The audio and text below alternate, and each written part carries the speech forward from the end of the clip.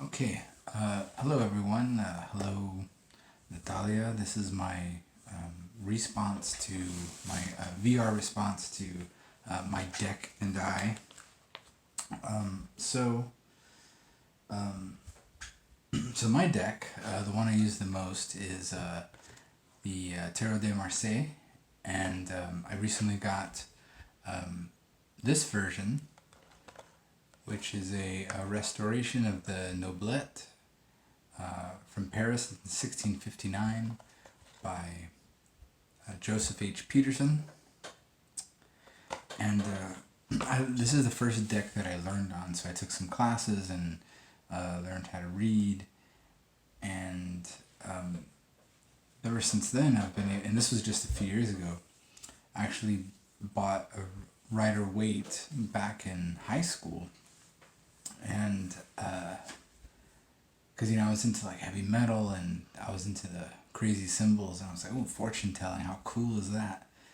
And so I bought a deck and started looking at the book, and this was in the 90s, so there was YouTube did not exist, and I didn't know any tarot readers, and so the book was just, I couldn't figure it out. I didn't know how to approach the cards. So it wasn't until a few years ago where I learned how to read from Enrique Enriquez, and he exclusively reads Marseille. And so this is my deck, and I love it. I like the old style pictures, and makes me feel connected to like history a little bit, All right, so for your questions, number one, is your deck observing me, or I it, or both? Well, I feel like I'm the only one observing. And it was from another one of your videos where I saw you recommended this picture interpretation. So I haven't read very much of it yet, but I've read the first couple of pages, and in it he said that when you learn how to look at images, they sing. And that's what I feel that my deck does more than observe. It sings to me. And because it resonates with my inner world. Yeah, and that's your number two. Does it read your internal psyche? It does so perfectly, and I wonder if I chose it because if I choose tarot because it does mirror my internal world so well.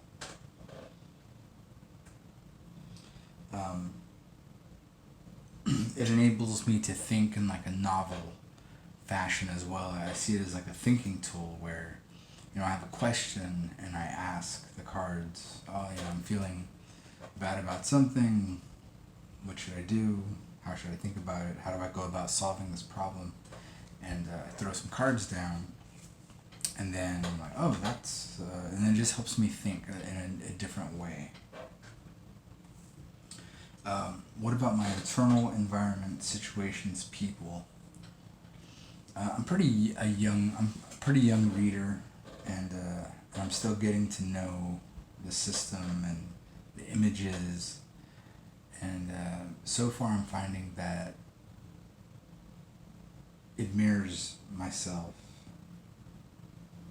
the best, and I could figure out things about my environment and about other people through asking it questions and pulling the answers for myself. Question number 4, does your deck mirror back who you are, and does it mirror back the other? So far I'm finding it a mirror for myself. I see myself in the cards, and I feel like I'm getting to know myself better through them. Also, the question about observing, does the deck observe me? I feel like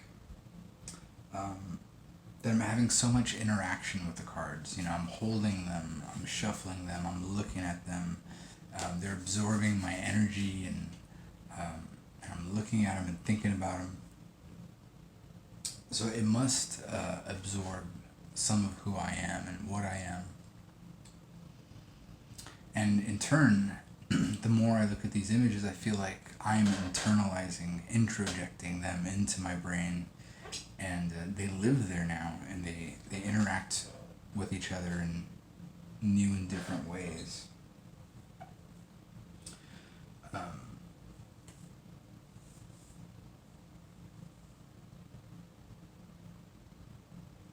Have you noticed any changes with your relationship evolving over time? The more you use your deck, definitely. The more I learn, the more I read, the more I watch videos like yours, or I get books and recommendations from other tarot readers. I feel like my relationship with the cards deepens, and I feel like I'm getting to know myself better, and hopefully I'll end up, like the world, individuated, right?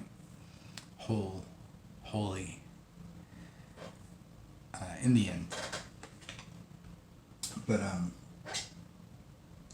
as I was watching your videos and thinking about tarot readers and how we love the cards and how we buy many decks and how they're all telling the same story, just in different ways, and it made me think about movies and how, like Star Wars. Star Wars has fans that love the movies, and they can almost make a religion out of it, kind of like how we make a religion out of tarot cards.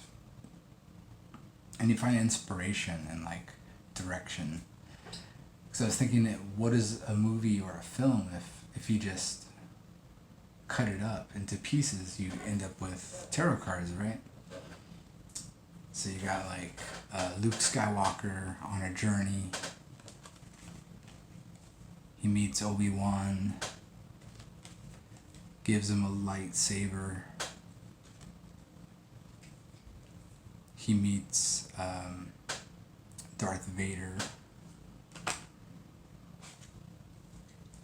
Then he has to train some more, right? He does that upside down hanging stuff. He needs to learn how to become a Jedi. Fights the Emperor. Maybe that's Luke and his dad, and they have to fight the Emperor to get away. Then they destroy the Death Star. Maybe that's the Death Star. I don't know. But then in the end, the twins, Luke and Leia, are happy under their father, right? And in the end, Luke has become a Jedi and has fulfilled his purpose. So I see parallels, with people living inspired by a movie or inspired by a book or tarot cards. Like, it seems like it's all very similar.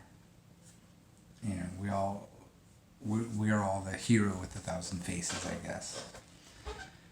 But anyway, so this deck, I think, resonates more with me than any other. I do have a Thoth deck too.